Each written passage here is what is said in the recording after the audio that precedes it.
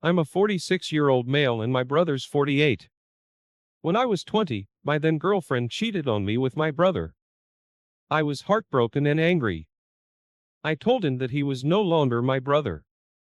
Despite my request, my family didn't cut him off. So I told them that I would never again be in the same place as he was.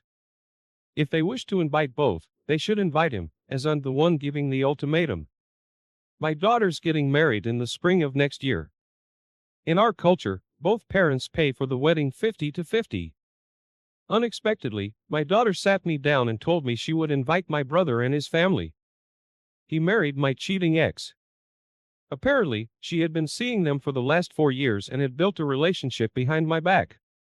She even wants her cousin to be a flower girl. I was angry. I told her what my boundaries are. And if my brother's invited, then I will not pay for any part of the wedding. She became angry and told me it's time to let go of the past. I told her it was not her call to make.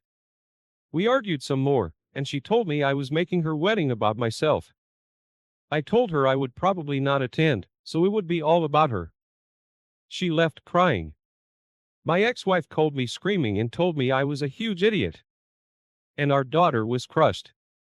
Then my parents called, and the same thing happened. I told them off, and now I'm ignoring their calls. My girlfriend told me to reconsider and apologize. I will break my relationship with my daughter by not paying and attending. I don't know. I think my boundaries should be respected. Am I the idiot for that? Not the idiot.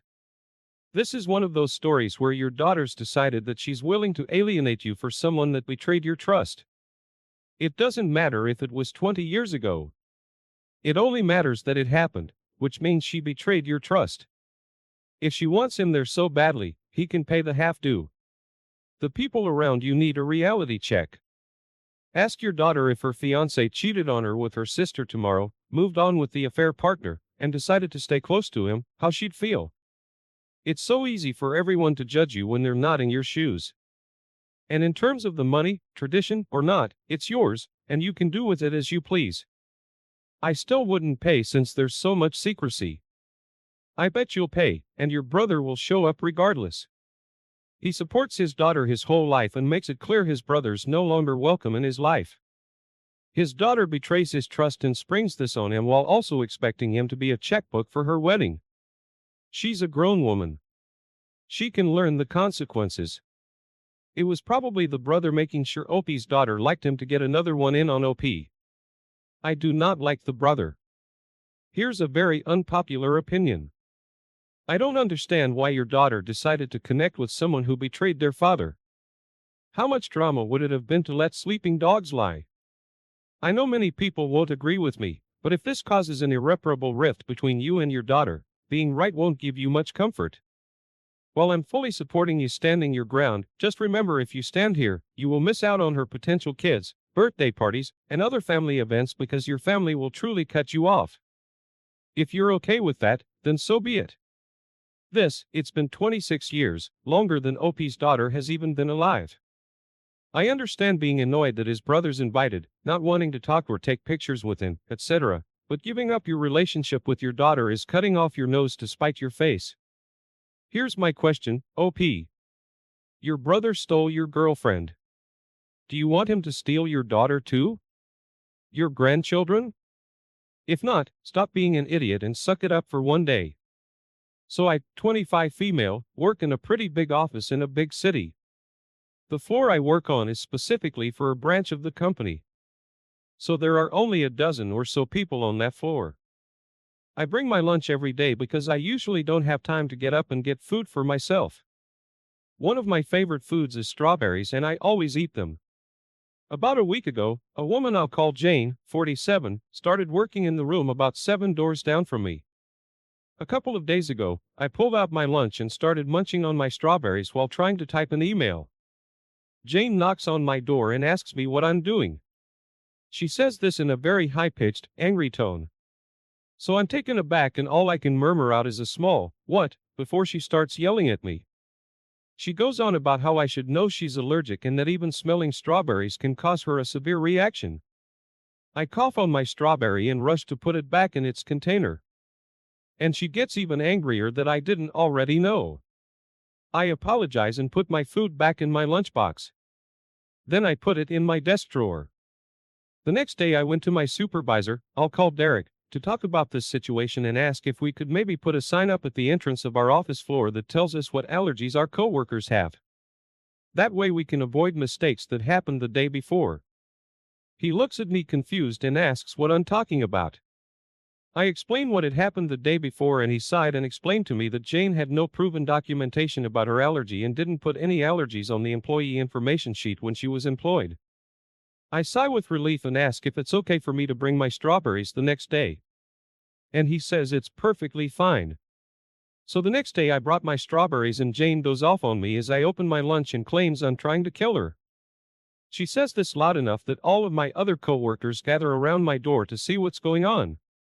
Jane storms out and about half my coworkers tell me I'm an idiot for doing that to her and walk out with her. The other half sits there and tells me it's fine and that she did the same thing to them but with different foods.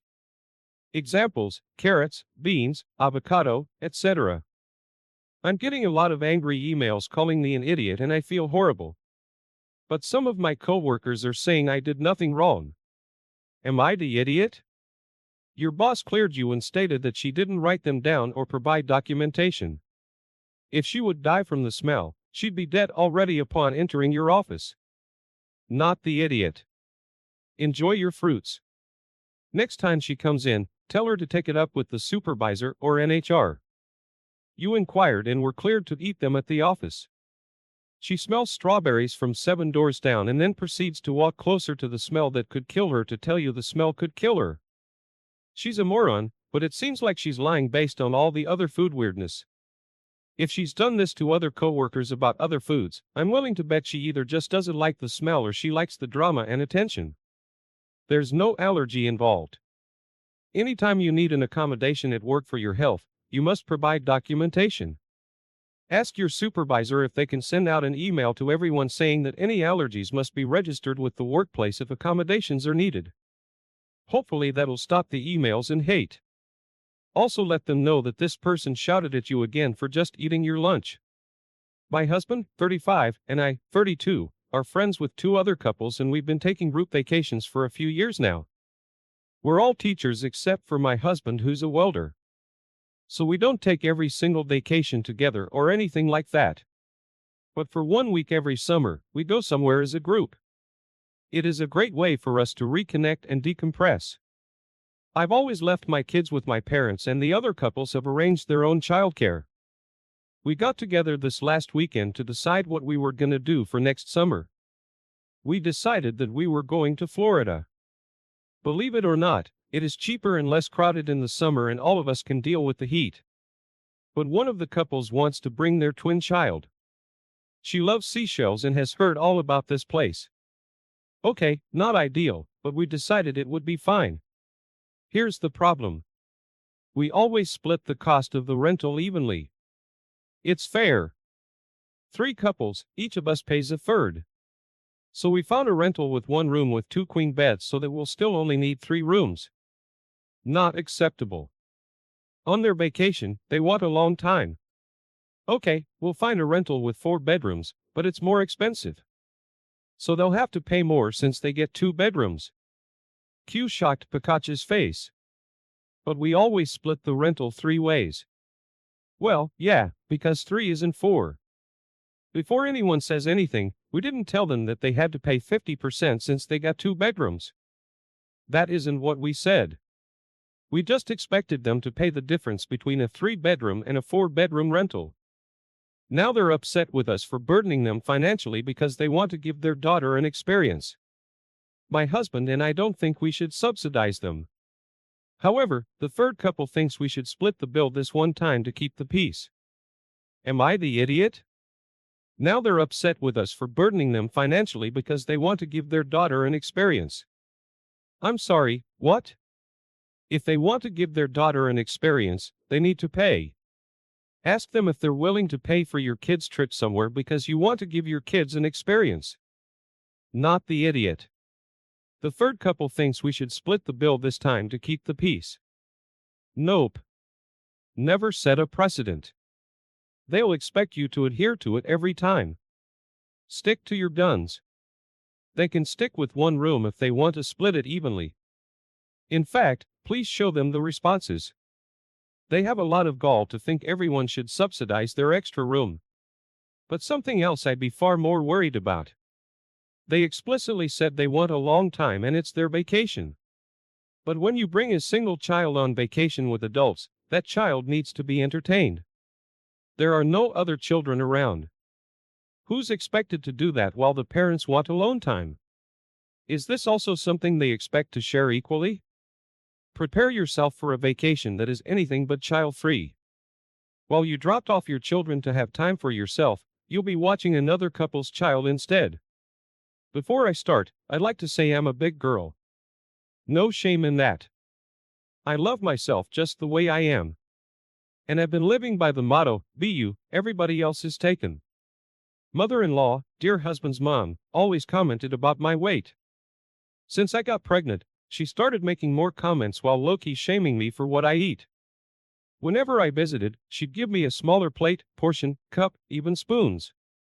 She always buys me small-size clothes even though I'm in my second trimester and those clothes don't fit.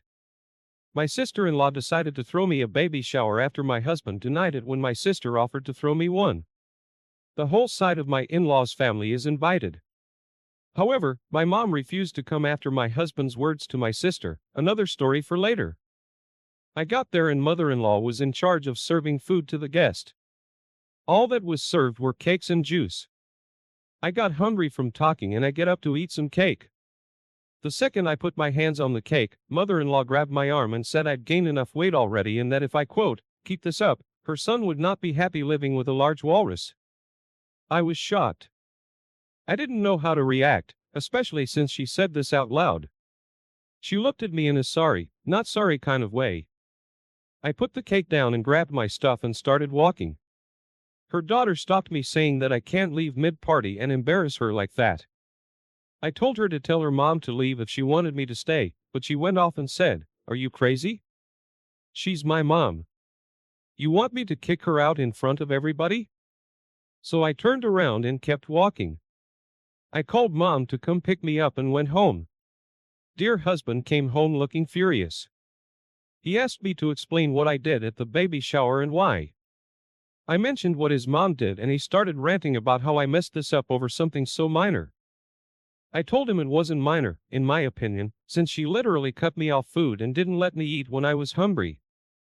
He said that his mom meant well and that I needed to get rid of this easily offended mindset immediately before I passed it down to our son. He said that cakes are not essential foods and that this was not a good enough reason to walk out of the baby shower that his mom and sister put a ton of money, time, and effort into. He said I had hours to call and fix things, but I refused. I went to stay with my mom because he wouldn't stop pressuring me to call and apologize for what happened. He kept talking about how angry and let down his mom and sister felt and called me ungrateful and spiteful for doing what I did. Am I overreacting here? Edit, my sister is infertile and has been for years. My husband claimed that she's become obsessed with the baby simply because she bought me stuff for the baby as gifts and wanted to throw me a baby shower. My sister is a great person and I have no doubt that she only did all that just because of how great she is and will be as an aunt. My husband kept insisting there was something wrong with her, which led to a fight between them and he called her a possessive witch. My mom kicked him out and my sister cut contact with him. The issue got worse with my brother-in-law, her husband, arguing with my husband, not the idiot. So your own sister wasn't allowed to throw you a baby shower, which then caused your mom not to attend. Instead, your husband allows his sister to throw one where your mother-in-law bullied you. Are he and his family trying to control you, isolate you from your family? OP needs to be careful because that's exactly how it sounds. Please take cautions, OP. Your situation with these people sounds extremely toxic and dangerous. Don't let your dear husband manipulate you into isolation from your family because that's exactly what he's attempting to do. This is not a man you want to raise a child with. Agree. Any man that would allow his mother to verbally abuse and deny his wife food and then gaslight and berate his wife for standing up for herself is a massively abusive idiot. This is divorce territory now. Stay somewhere safe. Better yet, make him leave the house while divorce proceedings happen. If I were you, I would get the heck out. You have excellent self-love. Don't let them take that away from you, and protect your child from those people. Heaven forbid he gets a little chubby as he grows up, because then he'll be made to feel like he's less too. But he won't have built up the thick skin it takes to deal with them as you have. And what it does to him could be much worse. I grew up being called fat by my mother and developed a disorder that I still struggle with today. I'm nearly adult female, would rather live with my dad. But for school reasons, it's just a lot more convenient for everyone for me to live with my mom during the week. So mostly I'm here to humor my dad. My mom did some stuff during the divorce that I think was crappy. So I don't really like her very much now, but I've been trying to just keep things civil until I graduate.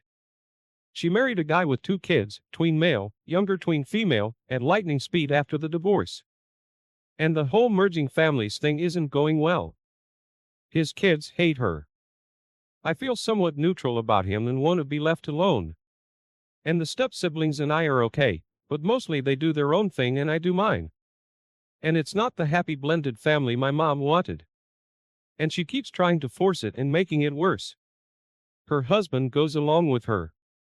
So basically nobody is happy in that house. I kind of exploded the hornet's nest this last weekend because I lost my cool about something my mom has been pushing for a while about the step family. She insists on calling my stepdad, my dad, and the kids, my siblings, and gets frustrated that I won't call them that.